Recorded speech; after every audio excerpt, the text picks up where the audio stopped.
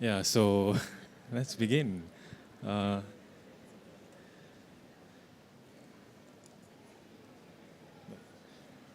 s- so I guess I'm like people would know me as a painter, and my practice is primarily has always been kind of painting based.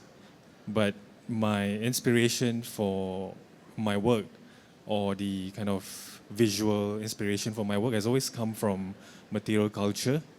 So things like textile, carvings, basically the material culture of the region in Southeast Asia, because I feel like there's such a rich tradition of crafts and especially making things. Either, you make batik, you make a carve, lattice work, or yeah, like wooden things, and so that's something that is kind of like my visual reference in my work. And I don't know if you've seen my work, but uh, my paintings often employ like a lot of kind of curves, I would say, like lines, and those are kind of related to the carvings that I see, like wooden carvings that are traditional in the Malay culture. So it's kind of like inspired by the visual aesthetics of the culture in this region. And so in the last year, I was supported to go to this residency uh, that was supported by Institutum. I think both of us did. And my focus during this residency was to explore more on batik textiles, and specifically like the the technique and the colors and just the materiality of working with something that is so laborious. So through my experience making batik, I realized that it's a lot of physical labor because you are blocking things with wax, you are removing things, and so this is one of the things that I did. It was it's a batik piece, and this was in between like the waxing stage. So in order to like dye, you need to. So it works like it uses like positive negative space, because textile is limited by the dyes that you use and the fabric. Yeah, so you need to constantly kind of cover things up and then reveal some things if you're using a lot of colors. So this piece, you can see that the tree in the central area is kind of covered, and then there's some parts at the back is also covered. So this exposed part are going to be parts where that will be dyed. So and then like vice versa, I have to like reverse it. Yeah, I think your mic's. Oh yeah, hello, hello. Yeah. So Yeah. thanks for explaining what batik is, because I was going to talk about it later as well. But I Yeah. just want to say that because I've been following you on Instagram, right? So when you were at the residency, I was keeping up with your Instagram stories, and I think this new exploration, because I'm familiar with your paintings, but not these. And when I saw them, for some reason, it just feels very Khai. Like I texted and told you, right? Like just the colors, the color choice, and also for the batik, like even though you're experimenting with a new technique, but I could see your character in it. So yeah, I was like really excited to see that. Yeah, it's funny that you're not the only person that said that. So I was pretty like fascinated that because I don't really I don't consciously feel that, but I mean people say that. So and the other thing that I did when I was in Jogja was to do some. I mean it was by chance. There was this workshop beside the batik workshop that they call it eco print, but it's basically using dye to and like leaves to create this kind of prints basically, and it's basically like I had to pick the leaves themselves, and then like I have to lay it out. Let me just okay. So yeah, so this is the result of the batik project that I did, and you can see that this was probably like five layers of color. So I had to kind of wax it and then like re-wax it, and this was another of the eco print work that I did. So I guess you can see that the things I did was very much very like I wouldn't say craft, but it was very rooted in materiality, in like the textile, in the dyes, and that was quite a departure from my own background as a painter. I mean, of course, I use paint, but the approach to painting and the approach to making textile is vastly different. So it was a learning experience for me, and it was something that I enjoyed very much. Yeah, just wanted to also mention that because I tried doing batik as well. Like we went on the same residency that was supported by the Institutum. So I also tried doing batik, but I have to be honest, I struggled a lot with it. So when I saw how clean your lines were, I was just so impressed that you managed to pick it up so quick. So I asked him before this, like, did you do batik before the residency? And he said he didn't. I was like, okay, well, I have a lot to learn. Yeah, I mean, I guess, it's like batik tulis is basically like drawing, right? So it's, I guess your instinct for making like drawing lines and stuff is still kind of there. It's just that because it's wax, it's you have to kind of control. Yeah, when Yeah. the thing suddenly like comes out, Yeah, and yeah. the control is very Yeah. difficult, and I think that technique shows. Yeah. So anyway, like this was the thing I was doing basically, like laying out literally like leaves and flowers and then like, so in order to get this, I have to like roll this textile and have to steam the textile for 1 hour. So the heat interacts with the dye that's already soaked into the fabric, and then it reacts to the tannins in the leaves. So it creates this kind of natural patterns and colors. So these colors are all like naturally formed. They were not like synthetic. Yeah. And finally, I guess this work was something I did last year. It was an installation at the Esplanade, and this was based on this idea of sailboats, colate boats or sailboats that were a common feature in Singapore, maybe in the early 90s, so and beyond. I mean, like before that. So I was kind of interested to. So when I was thinking about the idea of the sails of the boats, I thought that it was quite interesting to kind of play around with the sails themselves. Because when I think about work that deals with maritime history, the ocean, the natural kind of idea is that, oh, I should maybe make some like a boat or something, like I've seen like works that are like boats but I don't remember kind of seeing people playing with the sails. So this work was kind of based on that, and also I guess as a painter you naturally get drawn to surfaces that allow you to paint on. So the sail is kind of like a canvas already, and it was, for me, it was a natural inclination to work with the sails, and I guess for the patterns themselves, I was inspired by the textile tradition of the region, and like ikat, batik, and the colors and the patterns. So I did a few sails, and I painted things that I guess could be reminiscent of textiles, and that I guess is inspired by and also like an homage to the kind of material culture of the region. So I think this kind of idea of like materiality, material culture, is something that seamlessly kind of flow into my own practice. And I mean, painting itself is very material, like the paints, the canvas, the surface. So yeah, it's like, I guess they all kind of in my practice kind of meld together. Yeah. So it's for my work, and yeah, for you. Okay, so I guess we'll go on to me. Okay. Yeah, so I'll first share a little bit about my work. My name is Jin Mei, and I work primarily with crochet and knit. So these are some sculptures that I made out of crochet. And for those people who are familiar with crochet, you might recognize the squarish kind of texture that tells you it's crochet, but the forms are all inspired by ceramic. So personally, I really love craft. I love like objects that, I go to museums and look at them. So I take inspiration from their forms. And we both know, I mean, not we both know, we all know that ceramics is one of the oldest forms of human craft, human creation. And crochet also has a very long history, even though it doesn't belong to our region. Yeah, so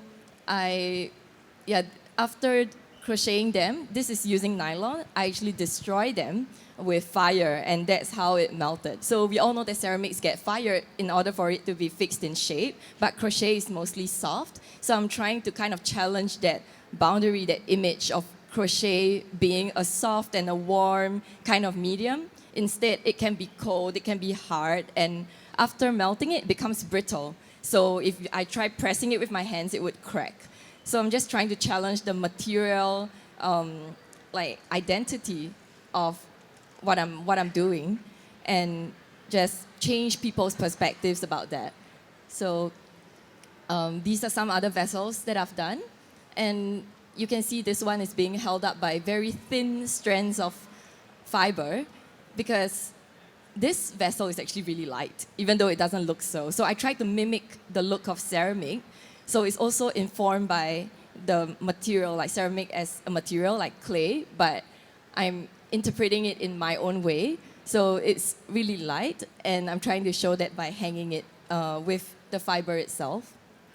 Okay, and this is another one that I presented at RSG last year, and it was formed around the kendi vessel that I got in Indonesia during the same residency that we were speaking about, and crocheting over it and then breaking the vessel within. So I always incorporate an element of destruction in my work, because I feel like for craft, when it's very perfect, people take it for granted. Like, imagine a cup that you love very much, and you're using it every day for 20 years, and you take it for granted, but when it breaks, you realize that no other cup can replace it.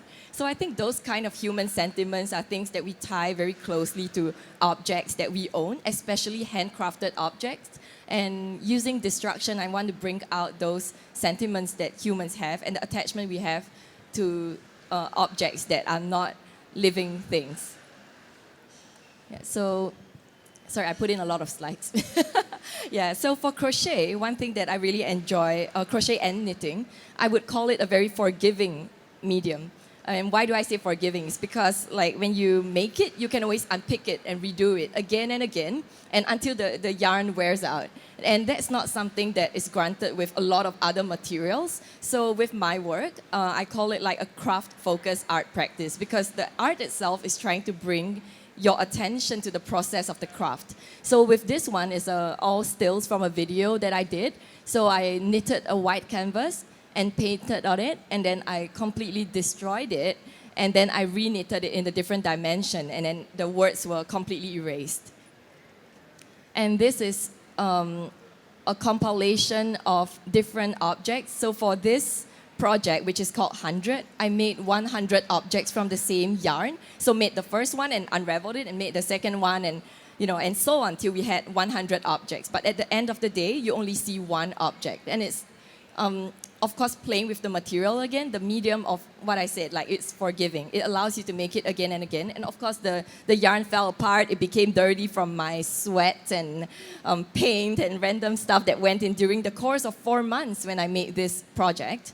And it was also trying to go against the very like current culture. You want quantity, right? Everything has to be big. Everything has to be like many, like plenty. But when you enter the gallery and you see just one little object, and like, where did the rest of it go? Like, it doesn't exist anymore. And I think that longing for something that used to be, but it's not there anymore, is something that I try to explore a lot in my work using the medium of crochet itself. Oh, sorry. Yeah, so this is a work that I presented in RSG last year. It's a little different from the ones that you saw previously. So this is a result of the residency that I did at Lojinawi in Yogyakarta. And it's a shadow that's cast onto a white fabric, and it was directly inspired by wayang kulit.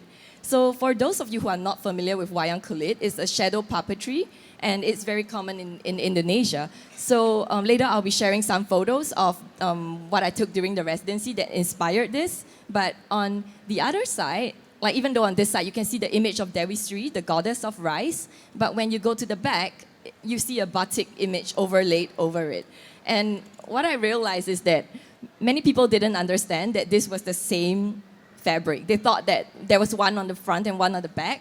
But what I did was I crocheted the lace, like it's done almost like a pixel art, like binary. So it's like filled square and an empty square, and the light that passes through the holes forms the shadow on the front. And then it was crocheted in white cotton, which is like the traditional way of doing filet crochet in Europe. And I appropriated that design and incorporated Indonesian motifs in it. And then it's also dyed with the batik method that Kai also used. So I collaborated with an artisan, and he used the tulis, so he had to hand draw the image. And because crochet is thick, he had to do it 2 times, like on both sides. And that's why you see a double image, because shadow has no color, but yet the lace can be dyed to be a different color. Yeah, so this is a different lace, but it's a sister piece that I presented at the Jogja Biennale this year. And it's a different goddess. I won't go into that, but you can see the frame around it is very European, but I replaced the imagery with Indonesian motifs. So it's, I actually found antique patterns, like French lace patterns from the 1900s. And I love working with archives as well. So that is also a kind of material that I use, because people in the past used those same patterns, and I'm doing it now in the future. So it's a kind of like time leap, like I'm making it come to life again in our current time, making it relevant by changing the motifs to suit my idea. And this is the batik on the back, Sekar Jagat, Flowers of the Universe pattern that hides the shadow that you saw earlier completely. Okay, so this is the wayang kulit puppets, and I saw this when I was on my residency. So the one on the right is the actual show. So if you look at it, you can see a little bit of color, but the shadow is the point of it. And if you've ever watched an actual wayang kulit show, you always enter the venue looking at the back of the stage. So you see the puppeteers and the instruments and the colorful puppets first before you cross over to the back and watch the shadow play. So I thought that was very interesting, like there is a back and a front. And for the puppet that you see over here, it's so intricately painted, it's so beautiful, but all we know about wayang kulit from a picture is the shadow, which doesn't have color in it. So it directly inspired the lace artwork that I was talking about in the previous slide. And I also tried doing batik, but I struggled a lot more than Kai, I think. So this was interesting because batik has several ways of doing. Like there's the hand-drawn batik using the tulis, the chanting. And then there's also the stamped batik, which they call chop, like chop batik, right? And so we were in like a kampong, like a village. Like I mean, the residency was really cool, like with the chickens and the cows every morning, like all around. And they are not that wealthy. So to make a chop, because it's made in metal, is very expensive. And they want everyone in the village to get a chance to practice craft, but yet they cannot afford to. So what they do is so creative. Like they just use cardboard packaging and they form it into the shape of a batik stamp. And we have to literally draw the lines and use the cardboard and fold it following the lines and stick it down with super glue. And then we chop it on the fabric to get the pattern that you see before it gets dyed into batik. So I think the kind, like medium, even traditional mediums, transforms over time, because sometimes it's not relevant to the modern time we live in anymore, whether it's cost, whether it's lifestyle, and that doesn't like make it any less than what it used to be. Like, I really admire how they changed the process of making it just so more people can have access to the craft. And I think residencies such as the one that we went for really exposes us to the different ways material can be used, the different ways mediums can transform. And those are exactly the things that inspire me to use my medium to interpret their craft. Sorry, I hope I'm not too confusing. Yeah, so I tried the tulis, but I'm not so great at it. Yeah, and I put this in. Also, because just to remind myself to talk about it, because when we were at the residency, I think we did very different things, even though we Yeah. were at the same place. But they had an amazing library, a small little one, and they had all these books from years and years ago, speaking about craft. Like this one was from a batik museum that we visited in Solo, which is next to Yogyakarta. And it was there that I discovered so much about the different kinds of batik that I didn't know about before. So this one is the Prince Claus Fund Journal, and they talk about craft in this issue and how it's relevant to contemporary art. So I feel like even histories, even conversations during residencies, I take in as so-called material for my work. And what inspired the lace artwork that you saw earlier was a conversation with another resident, simply because I asked him like, when I go to Indonesia, I always look at the rice fields and I love rice. So I associate rice with Indonesia, which is a really silly thing to say, but he corrected me and said we used to eat sago and cassava as a main staple. And that was how I started researching like the politics of agriculture in Indonesia. So I think conversations, books, and all that like contributes a lot to my crochet practice. Yeah. Oh, sorry, I still have slides. So, these are some trials that I did during the residency. That one was the white lace before dyeing. So you can see a pattern that's being cast on the ground in the shadow. So that was how I knew, like, okay, my idea is going to work. So I passed it to an artisan, which they tried both the chopped batik and also the hand-drawn batik that looks like this. And this was how it looked after dyeing. Yeah, so that was the trial piece. Yeah, and then these were some experimentations that I did with baskets and the kandi that I bought from the market surrounding, like around the residency. Yeah. So yeah, that's about it. Sorry, that was really long. No, it's okay. Yeah, I think one question that I have in mind is, I think one of the things that the title of the talk is about, like something about the digital age, and like how do you feel like when you clearly are very much rooted in material, like your work is made of yarn, like use your hands. I mean, I guess we both do. Yeah. But it's like very much like craft. Yeah.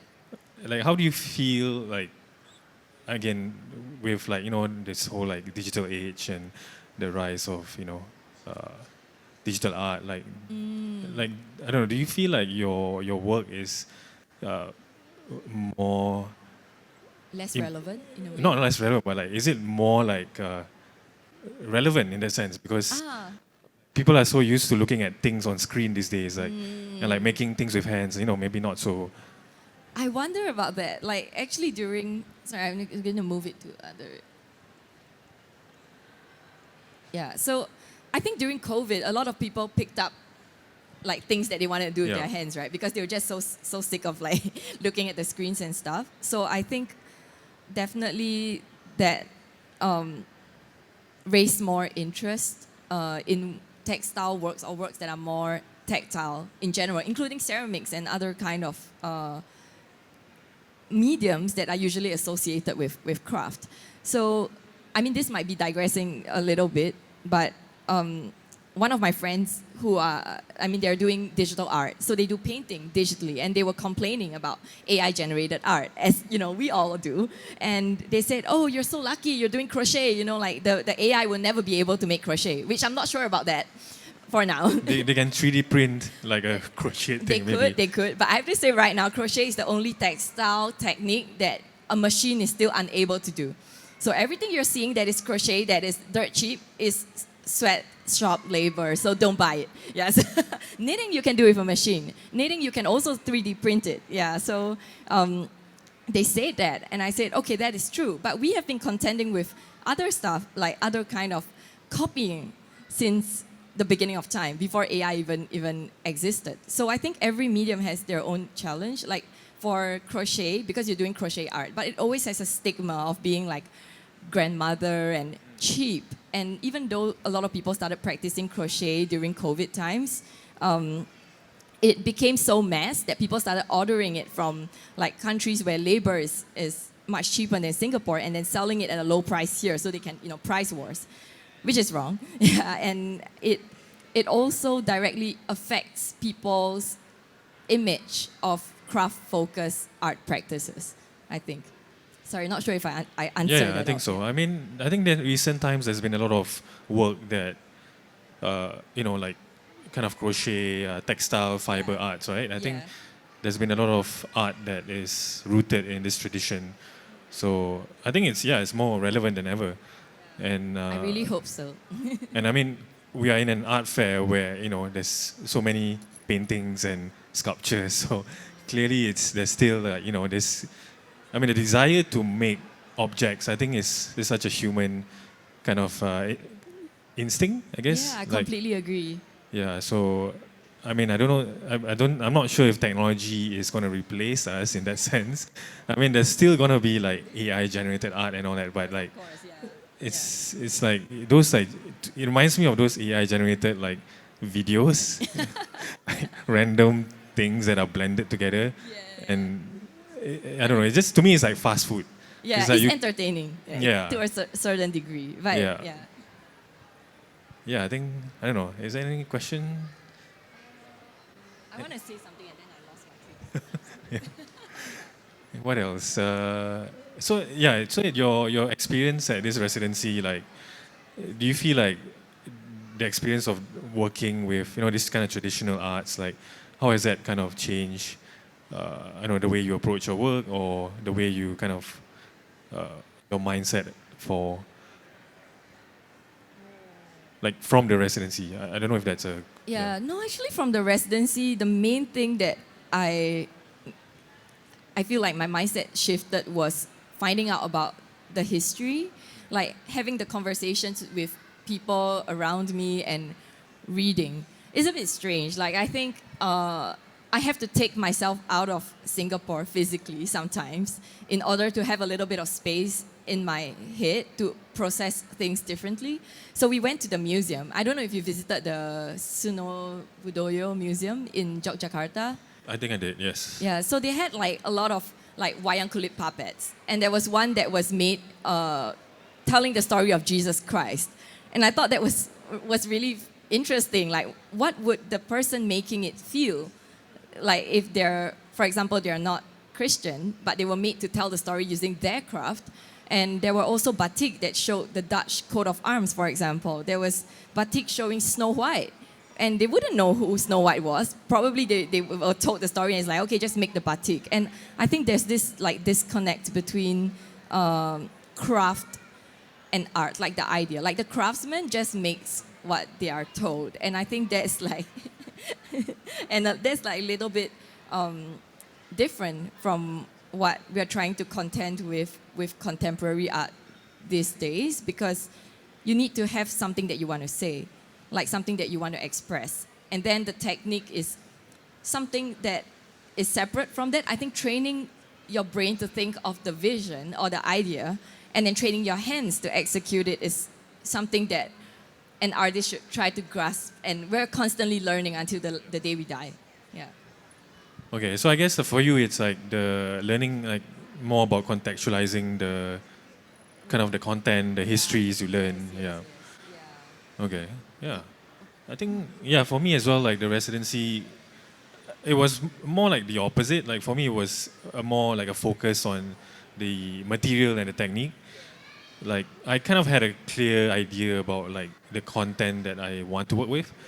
And I guess, being in a kind of traditional batik workshop, when you mentioned about was it the sculpture or what, of Jesus? Or batik? Yeah, wayang kulit, yeah. So in the workshop, I also saw some works that they made. They were like, Ganesha, like kind of gods, or like Jesus as well.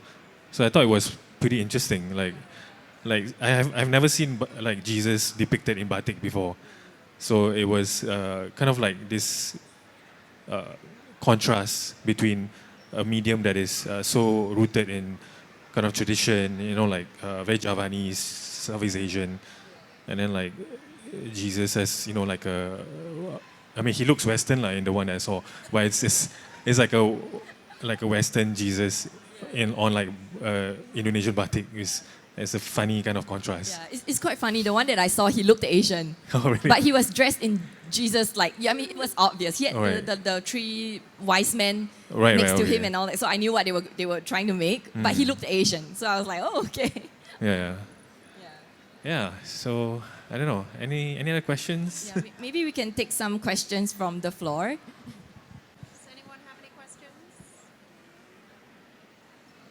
I've got one. Just, it's been quite interesting to hear about the residency, and what I'm hearing is it was quite collaborative work with the artisans and in that sort of kampong style. But in your studios, are you also collaborating with others, or does it become a solitary experience?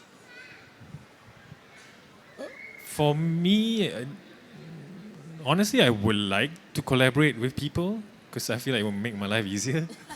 But because my painting is such an extension of like my expression, like I can't really kind of delegate people to do things for me. Like certain things, for example, like the installation that I showed earlier, there was actually a drawing behind it. Like it was I forgot to show it, but it's like a full like charcoal rubbing of the floor actually. It's like the RSG one Yes, last exactly. year. Yeah. So I don't know if you guys remember, maybe not, but I did an installation here at RSG, which was this tree sails. So the back was also a drawing. So actually the drawing, I had someone to help me. So only because the scale of it was so big, I had to get someone to assist me. And I think in the process of that, I learned that, you know, the kind of collaborative relationship and kind of being able to understand each other is really important, because like the drawing, I needed it to look a particular way, and I needed someone who can kind of envision, I guess, my vision, like share the same vision. So other than that, I don't really have any other people I collaborate with. Yeah. What about you? Yeah, so for me, I do a lot of collaborations, especially for my bigger installations that are not pictured here. So for communal installations, I think it's quite important for me to include the local crochet community. Like, you wouldn't think of Singapore as a place that is able to do production. And many people have advised me to, like, why don't you just send it to another country where it's much cheaper? But it's not about price. Like, I think when you do a communal project, it's very important to make people feel included in it. And like what you say, to think along the same lines as you understand your vision. You don't want them to just whack it out. Yeah, so even now I'm still in contact with the collaborator that I am working with to do the batik in Yogyakarta. We are speaking about other collaborations, like maybe she can help me to dye yarn with natural dye, because I love the colors that they have with the natural dye. So even though we're in separate countries and it gets a bit, difficult sometimes, but I think I would like to continue finding ways of collaboration, with artisans and also makers based in Singapore, I think. I think one question I wanted to ask, but I'm sure you have, but I just didn't see it. But have you thought about? Is it possible to crochet with other materials? Yes. Anything that can be formed into a string can be crocheted, basically. Oh. So people crochet like Maggi mee, right? Oh, like, yeah. Yeah, spaghetti, Maggi mee noodles, I don't know, like rubber tire strings and wires, like hair, which Imhatai at Warin Lab has done like super well. I love her work. So it can be done. And I've experimented with a lot of different things. And because I've been crocheting since 1997, right? It's 20-something years. So I've tried a lot of stuff. But I think at this point, I really just want to focus on the form. And the trigger for me destroying my work was people always asking, like, how long did this take? Which you always hear when not so much for painting, right? Do they ask you, like, how long? Yeah, sometimes they would ask me. Oh, okay. Yeah. I thought it was more rare for paintings. No, I think it's just one of those questions that like people don't really know what to ask you, so they're just like, how long does it take you to do that? I always saw it as a way to quantify like how much it's worth. That's what I thought. Like, if it took a long time, it must be worth a lot of money. Like, that's what I always thought. And of course, that's not the case, because you have to count like how many years you've been doing it, your technique. And I wanted to take their attention away from that. Instead of asking how do you make it, how long did it take, I wanted them to ask why. Like I think that was very important for me, for them to want to know the story, and then we can talk about the how later on. Yeah. So I realized what I was trying to say earlier. It came back to me. So can I just go into it? It's about the generative AI part. Yes. So I think I'm not against digital art. Like I think embracing innovation is always great. But for someone who is so like craft driven, the process is very important. Like the unraveling part of the artwork that I talked about earlier. But I think when it comes to generative art, it's very goal focused. Of course, there is a process, but well, my favorite author, Margaret Atwood, once said, for authors, when they write books, the process of writing is not as poetic as people think. You know, they're like scrunching up their hair, they're throwing the paper on the floor. But when the book comes out, they're like, oh, I've written a wonderful book. Like, yay, look at me. But during the writing process, you're like, I hate myself.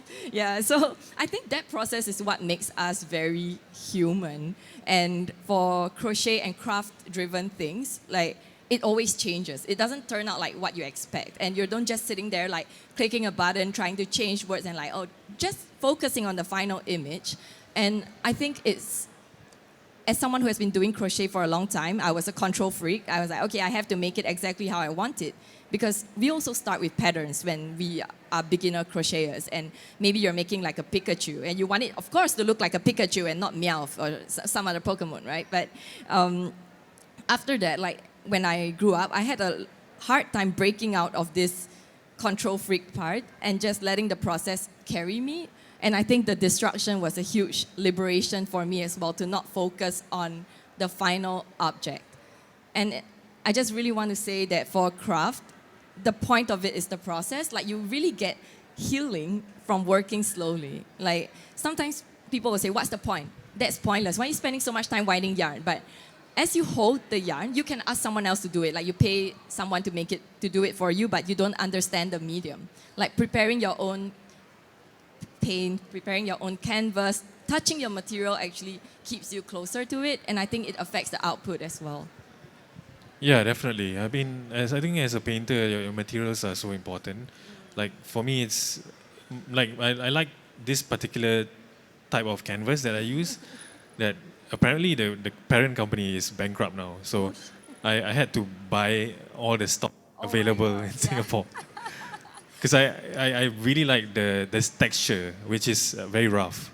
So usually like canvas textures are quite smooth, but this one is kind of like almost like a sanding paper. Yeah. No, I really love to hear artists like geeking out about Yeah, our materials. materials, because like we all have very particular likes and dislikes. And sometimes when they discontinue something, like I just read online, like there's a certain kind of tape that people use to mask, and it's being yeah. discontinued. It just doesn't stick as well, you know, and people just rage over that. Like, I'll do the same if it was me. Yes. One thing I wanted to ask is like, I mean, it might be a stupid question, but just curious. Have you ever thought about making work that is not crochet based? Of course, Oh, of really? course. Yeah. But I have to say, I'm not really an image maker. Like, I don't draw and paint very well. I can, but I don't. That's not my first mode of expression. But I started going into videos with my work because I love stories, both books and movies as well. And I'm super emotional. Like every time I watch, even when I watch like MasterChef, I cry. Like, why did they get eliminated? Yeah. So I love things that has a story, like a narration. And for sculptures, it's really difficult because they don't have faces to relate to. They don't have words that tell you what you're supposed to feel, for example. And it can be very subjective, but maybe I want to convey something very direct. So I think film is something that I would love to get into because of the storytelling part of it. Yeah. And what about you? Like non-painting work, have you ever considered it? Yeah, I mean, I guess sculpture, installation. Yeah. I'm interested in like wood as a material to carve. Oh, yeah. That's cool. I mean, also because it's something that I kind of gain inspiration from, and when I look at the wood sculptors, the kind of intricacy that they can do is so, to me, it's amazing. I mean, obviously, I won't be able to get to that point, but I guess my ideas of a wooden sculpture will be more different than like a traditional, kind of like wooden lattice work. But wood is something that I'm interested to work with, and perhaps bronze as well. I don't know. Yeah. Or like a mix of both, Yeah. Yeah, I think mixed medium would be really interesting. Like that's something that I'm starting to explore in my work. Also, like collaborating with ceramic artisans to combine both materials. Because as much as I love working in crochet, the kind of texture is limited. Like you cannot have the shine or the glass of the glaze on ceramic and so on. So yeah, I mean, I'm really looking forward to if you try with other materials. No, I feel like, for example, like this work of yours could also be interesting if it's like ceramic. Like I'm sure you could do a ceramic that looks like it, but I mean, it's probably more effort. I have to say, I tried doing ceramic. I'm Oh. really not so good at Okay. it. And I thought I'll be good. Like, I thought I'll be all right. And then I was like, crochet is so much faster. So I tend to lean back into what I'm comfortable with. I hope that one day I will break out of it and just spend time with myself to try something new. Yeah. Any questions? Yeah, any Any more burning questions? questions out there? Okay, thank you so much, both of you, for expressing so much about your artwork and your practice and giving us an insight into that residency. It's been a wonderful 45-minute conversational piece, and we're very grateful to you. Thank you all for joining us. Thank you.